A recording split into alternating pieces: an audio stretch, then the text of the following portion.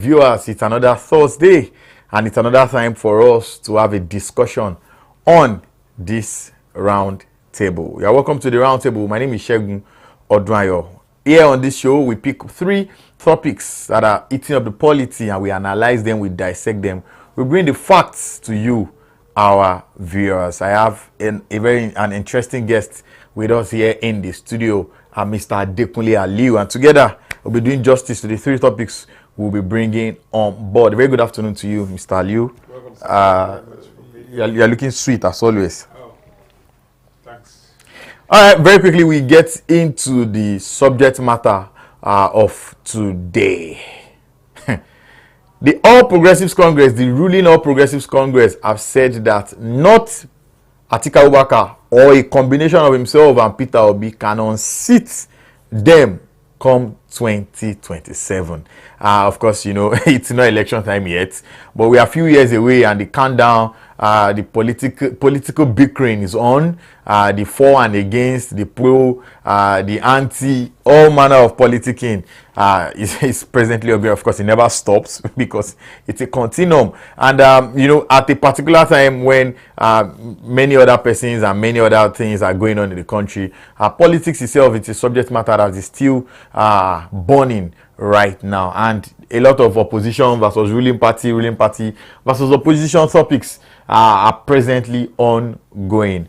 PDP, APC has fired at the opposition themselves firing back at the ruling party. I don't think the ruling party should go full-chested or full-breasted and saying that Obi or Atiku cannot. Those two, I think the one that would even determine. It is the people's vote that will determine who's going to be the president or the governor, who's going to run the machinery of government for that particular period. So saying that, I think, is just political. They are just doing the politics, the PR that everybody needs to do at every point in time. But the onus still rests on the people to decide. Those who will do the voting and those who will decide who will rule them. If the APC thinks they are think now that they are doing better to win the people's vote in 2007, okay. If Peter Obi and Atiku are saying no, we can do better. They can say it now, but in the long run, who determines this thing? It's the people. The vote cast, the numbers. So, and how would you get that? Is when your footmen, when your politics, when your criticism and everything is working in tandem with what the people want. So currently now, are we getting what we want as Nigerians from the ruling government? Are we not getting? If we are getting it, I think the APC can beat their chest and say, okay, we are doing what we want, so we are going to get it. And if they are not, I think they should go and check their kitchen and check their cooking and say, okay, what do we do to get more? But again, like I said, it's still open. Anybody can say anything. Anybody can spew whatever they want to speak concerning 2027. The onus still rests on the people. All right. We asked 2 germane questions. Are we getting what the people are supposed to be getting from the APC? So, if you look at the policies on ground and you look at what has been marshaled out for the country probably 20 years ago. And No. Are we getting what we're supposed to be getting? There is what the people want, and there is what the people need. So, the machinery of government currently now is trying to do what the people need to be a better person tomorrow. You remove the first subsidy because you felt that, okay, it was wasteful, it was eating too much resources of the government. Good as it is, but it's also putting people under severe pressure, economic pressure. So the people might not be smiling with that. You can see what happened in Ghana. I read somebody on Twitter was saying that the current government that is going out was there's what they use, I'm trying to remember, was brazen and not caring about the people, was doing policies. So they have to change the government. So they've changed their government. Of course. So brought back John Mahama. So this is what I'm saying, that look, if the people don't enjoy what you're doing, they will change you come 2027. You can say anything you want to say. Come 2027, it is the people that will decide, not the politicians. They can make their campaign, they can say whatever they want to say. All of us will go to the polling booth and decide who we want to be the next. So the majority will now carry the day. There was a divided opposition in 2023. And if you look at the sum total of the votes, you see that if the opposition had closed ranks, they definitely will have defeated the ruling party.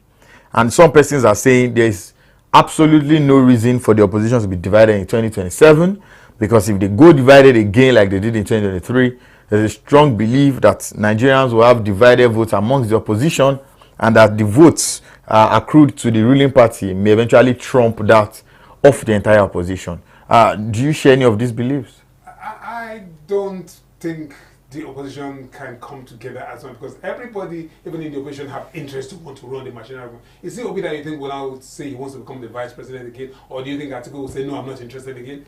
But these guys, the way you see their body language, you know they are still interested in running the machinery. So it means again they will still, even if they come together, do we think or do we expect APC, the PDP and Labour Party to come together? No. So except if they want to join the forces together, then which candidate would they prefer? Would it be Atiku or would it be Obi? Or so somebody else? If you look at the Labour people today now, for Labour, I think that this current government is even doing their bidding more.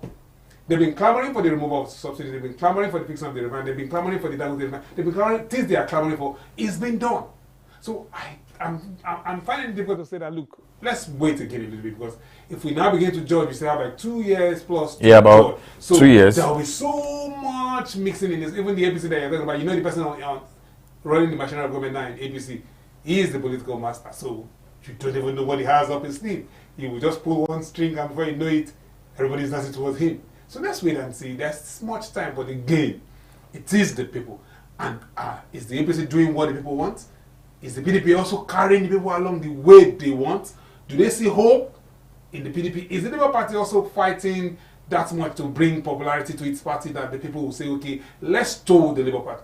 All these things depend on what... it's not about the media trial, the media statement we are all making. It's about what's on ground. How are you convincing the people? What are the things you're putting? What is the machinery of the foot soldiers that is selling the ideas, the policies that you want to do to bring the people succor come 2027? If you don't have that on ground, I don't think you can boast, or you can only boast if you don't win the election. Let's quickly talk again about the lives of Nigerians pre-2023 election and post-2023 election.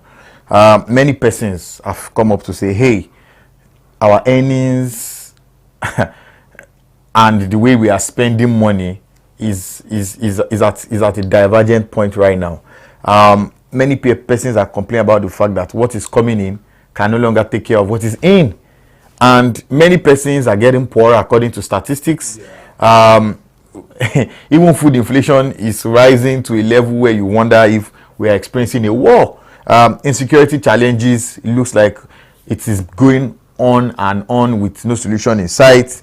The poverty ratio, like I mentioned, is equally hitting the roof. It looks like the challenges bedeviling the Nigerian people is compounding. Bedeviling us is much because we just took the subsidy away like that. But having said that, before this removal of the subsidy, recall that during Buhari period, the neighbor people gave rules or standard or things the government need to do before you take away the subsidy. They agreed to remove our subsidy, but they listed some things that they want government to do. Now, were those things done? So the previous government did not have the confidence, the boldness to remove the subsidy outrightly. So you see that this government came and said, okay, so that I will not be handicapped, I will take this in away right away. So he comes and being helped by the previous President Buhari, he had not included subsidy in the budget for the year. So it gave the new president impetus to do what? To just take this enough once and for all. It was a bold one. So our economy, according to him, we were living in a shocked economy. I call it padded economy. We were living on something that was fictitious, but now this is the real economy. So let's operate on this ground. So it's going to take time for it to balance in the long run. But having said that, you think what we're earning is not meeting what we're... I think we're earning more now. And we're earning real big money. Though, note that there will always be expenditure, more to spend on as a developing nation. There will always be more. Even those who are developed are spending more because every day new technologies, new styles of doing things are coming up. And if you're not in it, you'll be playing catch up like we are playing now. We are trying to just get things done. Of recent, they commissioned the Tinubu Technological Center for the Custom, where at the comfort of the custom office, they can be monitoring what's happening at the airport, and they were able to catch at least 10 people that was on the Interpol list. These are this fantastic work, fantastic invention, fantastic way to do system, to do government. But you will have to spend more money. So like I tell you, security is not cheap. Security is not, go and check in our houses, in our street. We want to have street lights, we want to have cameras. These things don't come cheap. And we are not a technological nation, so we will always be spending more. So while doing that, we always also look for a way to earn more. And let me shock you, that's why you see Qatar is, Saudi Arabia is going to host the World Cup. Why? Economic reasons. So they'll make more money also from that place, like other wars have done. So if we too can put our acts together, we will always, there is room to make money. There is room to grow your resources, but you always spend because you will have to make. Imagine if we can now have driverless car in Nigeria. Do you know the technology that you have to get such cars in the country? So do you know the new roads you now have to start building to have such cars to work? So it means we will always be having a lot of things to spend money on, but we will always also have routes to make money if we know how to go about it. Very, very quickly, just I mean, we are spending quite a number. I mean, a lot of time on this topic, but I think it's because of how interesting the topic is. Do you think Nigerians are happier now that President Tinubu is on board than before he came on? In general, I think Nigerians are not. They are not as if they hate the president, but the hunger on ground is now making. Are we agreeing that life is more difficult under him? Yeah, it's difficult because now you have to pay 2-3 times what you pay for, maybe 200% or 300% of what you pay for 2 years ago. You are now paying that amount now, so it's not easy. And your cement is 8,700 for one bag. It's not as increased as the price of one block is 650 and services in the market. Yes, so it used to be 19 naira. Will complain, but those who know the reality of the look, this is gone. So this man is trying to build a better future. This man is trying to secure something for us in future, for the upcoming generations, so that they won't complain. Remember when Jonathan was supposed to have removed the fuel subsidy? They were also the one that they cowered him not to be able to take that decision.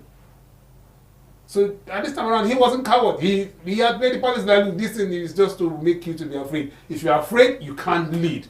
You can't take the right decision. So he is taking bold steps that can change the situation for us. And I pray that we will get there if it is well monitored. But if it's not monitored, it could go haywire somewhere. It's an economy. Economy sometimes gets destroyed when people don't follow the processes that they need to follow. Okay, we have only a few days left in 2024, and as we get into 2025, politicking will become a big deal, because that's like the major year. That's like the last major year for politicians before primaries begin in 2026, and then godfathers versus godsons. So next year is practically the last line for many of these politicians, because by 2026 you are doing primaries. Everybody is doing primaries. I mean, some people may even come out in the APC and say, look, the president is going the wrong way. I can steer the ship aright. And if they don't go the PDP way of giving out, okay, I think APC even did it, an automatic ticket to the president, nobody should contest.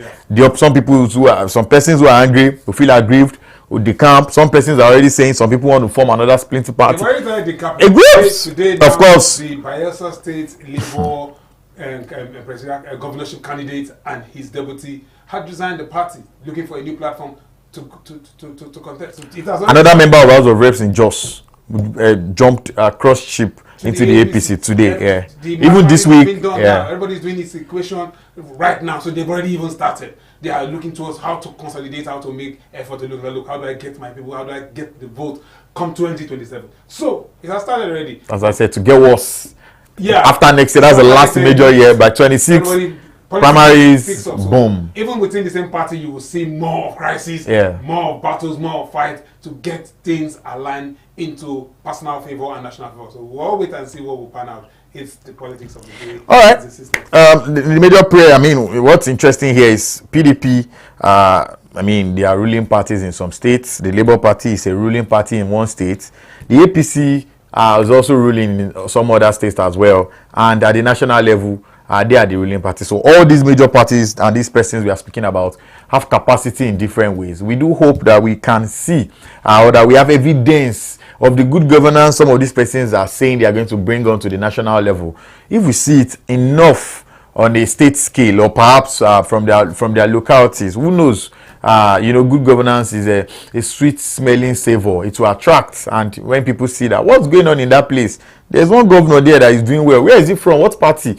These are the things, these are the issues, because right now many Nigerians are actually groaning, and many Nigerians are probably not even interested in this political bickering between the major parties and the opposition and all that, because right now people just want to have a great December. People just want to eat. People just want to feed their families. People just want to pay school fees in January. Conveniently. I mean, they don't want the national grid falling every day. Like, these are the things that Nigerians just want to chill, really. If you know Nigerians, we are just a chilling people. They fight online, but offline they're just chilled. I mean, like they say in local parlance, or in popular slang parlance, if there's anything like that. Very quickly, we move on to the next topic. See, one of the problems bedeviling the Nigerian people: terrorism. We thought perhaps Boko Haram is going, if it's just the herders versus farmers crisis. Perhaps we look for a way to solving that problem. But hey, Lakurawa, anyhow you want to pronounce it, they are around. They've occupied 10 local governments in Sokoto and one other state. 10 local governments, taking control of 10 local governments. They are the leaders, the political leaders in these 10 local governments, and the state governors are saying, hey, we can really do nothing about it. Now the Nigerian authorities and the Nigerian authorities are coming together to pull forces together in chasing out Lakurawa. Mr. Liu, 2024, we didn't really know anything of such as Boko Haram. 2020, 2021, herders, herdsmen, this, that. But 2025, there's a new lingua franca in terrorism and in insecurity crisis. It's Lakurawa, and they are also coming in just like the ones we have seen in the past. I thought we were blowing out this candle. It looks like this fire is expanding. And the thing with this kind of fire is that there is always, I want to say, either misconception from the citizens on how to check some of these things when it's growing, or that the citizens sometimes in some of these border communities just lack interest or lose interest in the national policy. Because I think government need to sell the national policies and ideas to everybody anywhere in the borders of Nigeria. That is, within the country, we should be able to say, okay, I am a Nigerian confidently, and anything that is against Nigerian, I can defend it. Now, these people have allowed these guys to infiltrate into their community, up to the stage of them being taxed to pay money by this group. And when this group came in, you were enjoying them, you were listening to them, they were speaking in full day, and somebody was interpreting to you people. I don't understand why you would allow such to go after the experience of those Boko Haram, those Metasini, and some other groups previously in the history of this country. So by now, such groups should not be given any room to raise head in any community. They said the name of their camp is Dawul Islam. That's the name of their camp, Dawul Islam. And they said they've actually been in existence since 2018. But that they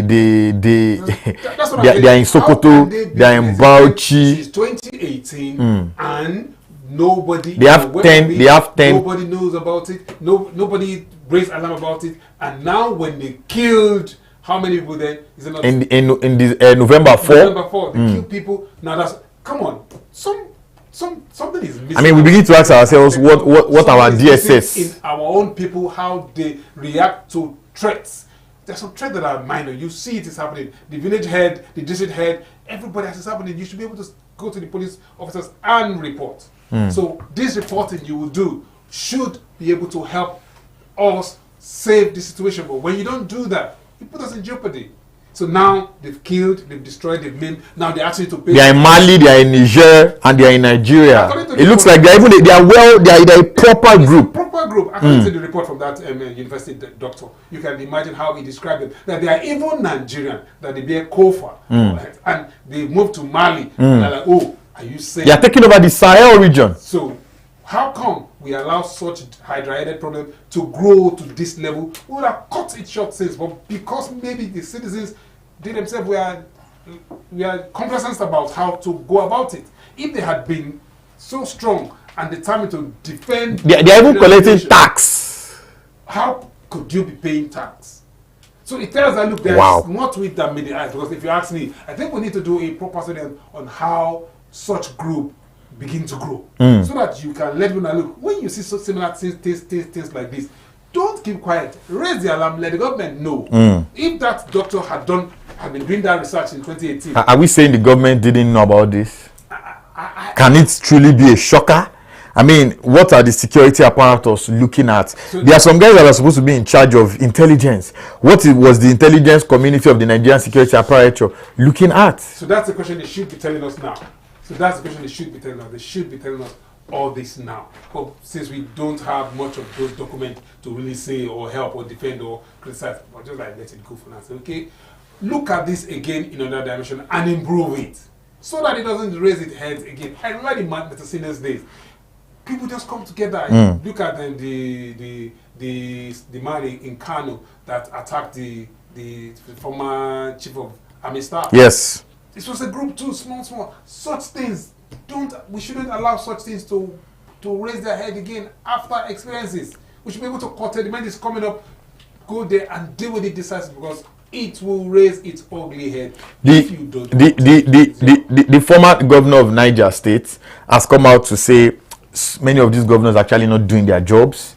Babangida Aliu, he said many of these governors actually not doing their jobs. That the reasons why they are being paid security votes is because you have these monies, you take these monies, you invest them in the security architecture of your state. He said, according Babangida Aliu now speaking, he said, in fact, that governors do get an outline, a report daily from the DSS, from the security architecture.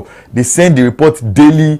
They ask that when he was governor of Niger State, they will ask for money for fuel, ask for money for certain things. He provides monies for them so that they can go the extra mile of getting some of this information for the state of this for the sake of the state. And that many of all these governors are just lazy. He said some of them don't even read some of these things that they are passed to, that they send the report to other persons to be read.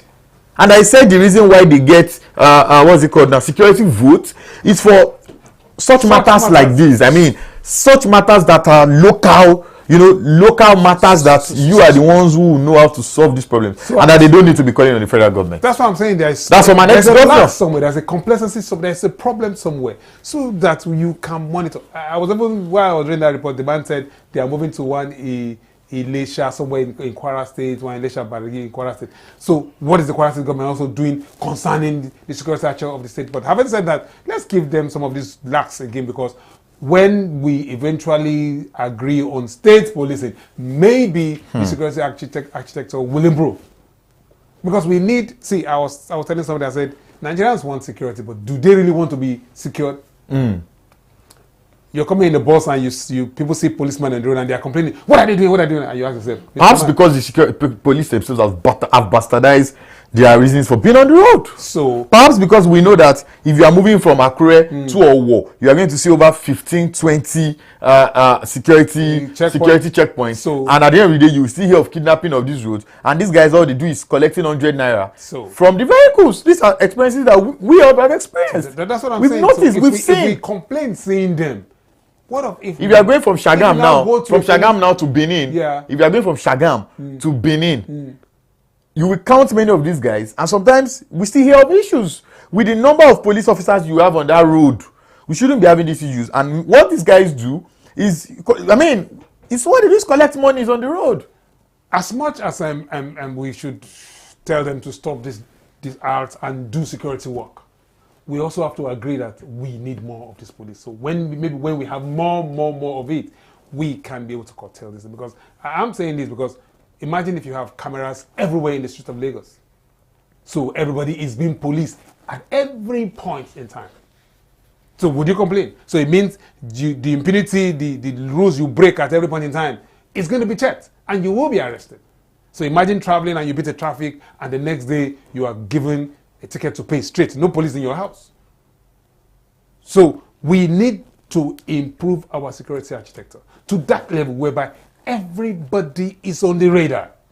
because you want peace. You don't do that. Technology is growing wild every day. Technology is going higher. If you don't meet it now, you may not be able to meet it, and you'll be causing problem for yourself. So this group, if they begin to buy ammunitions and they begin to buy powerful ammunition like maybe rocket launchers, means... Brings us to this question. Who is funding Lakurawa? I mean, you can't do something of such nature because some boys are just moving around with guns. Who is feeding these boys? So who is the person feeding these boys? Who is buying these weapons? Weapons are not cheap. Who is buying them these things? Who is...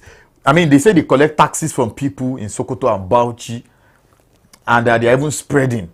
Now, they are collecting taxes from people. These people, are they not reporting these Lakurawa boys to this? If they're providing local security, maybe, because the report didn't say why they are collecting these taxes, whether they are... If they are providing what seems like maybe a local security within the system, and they're taxing the people, maybe the people will now begin to voluntarily pay them because they are being protected. So why should they be protecting and collecting money in the country where you have the police, where you have the army, you have the navy, you also have vigilantes, you have the governors with his own little security architecture? So why?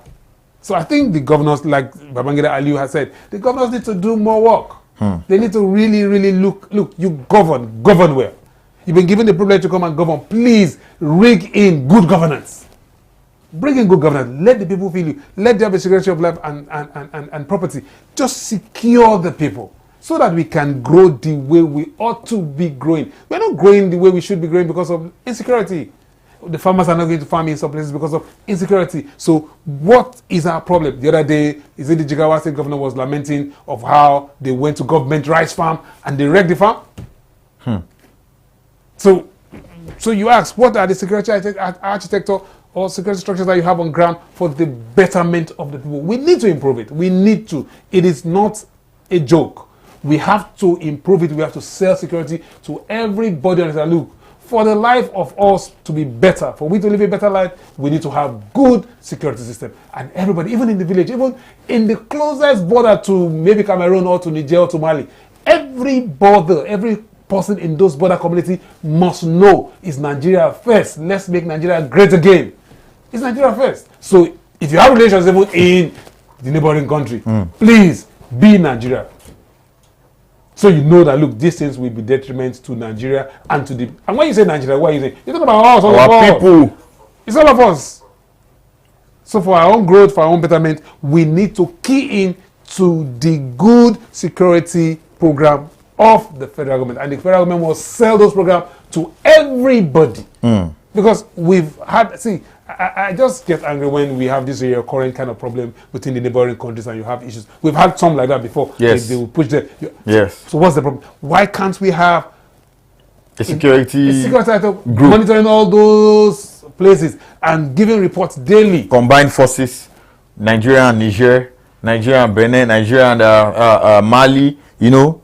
Something like what's the name now? ECOWAS. You know, even if ECOWAS security. we Nigerians have been on alert, I think we could have curtailed it from our own end and we'll push them to their own end. So we've got such a problem. Now the big question is, how many more Lakurawas do we have on the ground now that probably started, because they said these guys started operating in 2018 on a low. And they are close doing to their thing. 100 and something, to be 1,000, that'll be 18. Now, who knows if there's another Kuralawa somewhere or Pachinkawa something? And then we never hear about them until maybe 2028. If you recall, the man said they were trying to build a caliphate. And I was like, caliphate? So they are trying to build an empire? Within which empire? Where? The KB Empire, the Kano Benin? Which of the empire? I was all like, what's all this? How? Why? How did you get here? So the government needs to do more to secure the lives and property of the people. The government needs to, because that is their primary purpose. All right, very quickly, we have to move on to another topic. Time is not our friend on this day. We're still going to end. Let me say we are still going to talk about these issues that Mr. Dele Farotimi, lawyer and publisher, seems to be in at the moment. Two courts, an Abuja court and a court in Oyo State, have barred his books from being sold electronically or in hard copies. Very quickly, this matter has been on for about a week or so now. It started by him being picked up. Then there was a statement from him saying that some persons have been monitoring his movements, have been monitoring his home and his family. Then he was weeks away to Ekiti. Then he was taken to a magistrate court, and then the issue was, does the magistrate court have the authority of the constitution to attend to such issues that involves defamation? And from then he got bail of 50 million. Just trying to refresh the minds of our viewers right now. Yeah. And then, you know, some other persons are suing him independently of Are Afe Babalola. Other persons are presently suing him in various states and various courts. And then and courts have come out to say, hey, stop selling that book right now, stop it. A court in Abuja, another court in Oyo. There was a visit of Mr. Peter Obi, candidate of the Labour Party in 2023, to Afe Babalola to plead. Was said to be the agenda of the meeting, and it was also said that certain things were said were asked of him. That's Daily Farotimi by Are, of course, using Peter Obi now as the middleman and all that. This matter is really becoming messy. It's arguing deadlines every day. Remember I told you last, I said he has to prove. You were sat was proof. So the person he's defaming is not just a... It looks like it's more than person, it's now people. Because other persons are waking up. I mean, I told you the last time, I said a lot of people would do this. Yeah. Because when you look at it, like, you are taking the whole Supreme Court, you are taking the judge that sat on that case, you are taking... You've just said so much. As much as I don't want to, like, say it's a lie, I say what's a lie. Give him the benefit of the look. Mr. Man, can you come and prove what you have said? And having said that, the court need to. Because if you buy that thing and you go and cult it, you can be sued also. So for the safety of those who are buying, so that they will know that, look, something is wrong, the court needs to stop the sale. Because the more the books go, the more the statement, the defamation go wider. And mind you, I pray he doesn't lose a lot if he can prove. Because if he can't prove, every kobo made from this book will be lost. Though he said he had said that whatever money made from the book will go to charity. But here you now have a defamation suit against you based on this book. So, let's wait and see. But the book must be stopped. Except he can prove. And until he has done that, before he can counter. So, but for now, the Afe Babalola camp is saying they want the book sales stop. They want the distribution stop.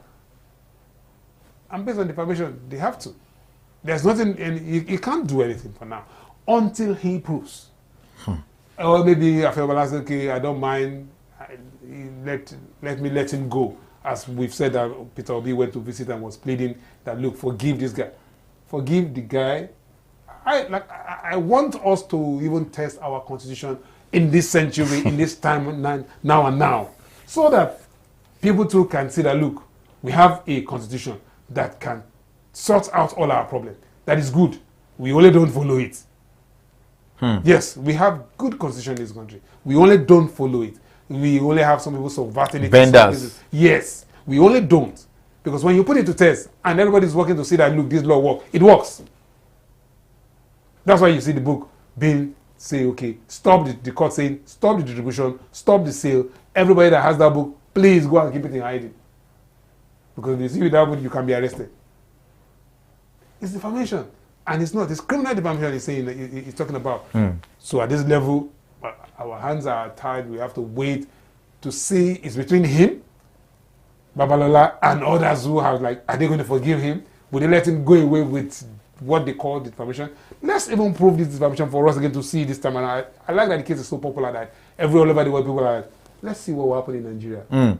Because Nigeria's judiciary is likely going to shake. These are heavy. If he can prove, I will be so happy to see him expose those things he has said. So that people can know that, oh, he truly... We'll be in a wow stage. Yeah. Wow. But again, if he can't prove it, he will pay. And I'm sure not small. He will pay. He's a lawyer, so I expect him to know his trade and he knows what he's doing. I don't want to say he's lying or he's not lying. I'd like, Mr. Man, we don't. Please, I mean, we don't have proof. Help Nigerians to understand the problem. Help Nigerians to understand the things you have alleged. Please expose more so that we can correct. See, we need it to correct our system and ourselves. These expositions will bring about radical change or changes. So, but prove it, please. let's see, let's know if we're sitting on the keg of gunpowder somewhere or not. But if you have said it, please prove. Because he's going to fight. He's not only one, because the name Afewala is not only for this generation. As someone said, he's a doyen in the judiciary, he's a legal luminary in the system of government. So, because most of the things you even have in the judiciary, these are people who have set precedencies for some of this judgment. And you are robbing them with these statements. You just have to prove, because he was hurt.